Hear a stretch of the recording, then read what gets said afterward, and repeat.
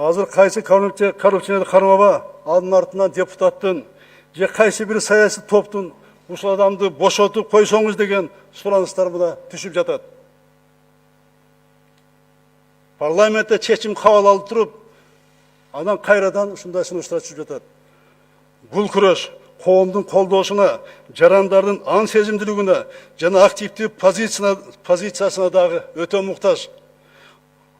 Азыр ууру болсо да биздин бала деген ой менен ар бир айылдын баары тең кол топтоп бошотуп коюшу суранычы мына азыр бизге жөнөтүп жатышат.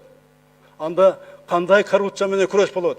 Эгерде биз баарына тең коррупцияны бирден мамиле кылбасак, биздин бала жакшы, бизден бала жаман деген коррупцияга күрөштө болбойт. Ким мамлекетке, бюджетке зыян келтирсе, ал кимисине карабай, жооп бергенде жооп бере баштаганда, анан кийин токтой баштайт.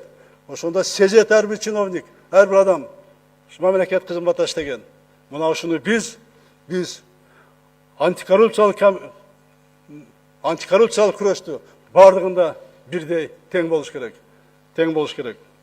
Коррупцияга каршы күрөш жалпы элдик мүнөзгө ээ болуш керек. Урматтуу мекендештерим, уурулар байлыгында мыңчылкап жүрмөк тургай, коомдун жек көрүүсүн сезип, арабызда баса албай турган чөйрөнү түзүү керек. Бизнесмен өз эмгеги менен байыса, ал мактанып жүрүш керек. Мен өз эмгеги менен бизнес кылып, мындай үй салдым, мындай машина менен жүрөм деп.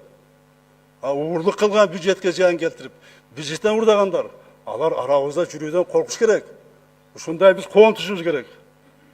Мамлекеттин, элдин рызкысын уурдагандар, эртедир кечтир элдин рызкысын баары кайтарат.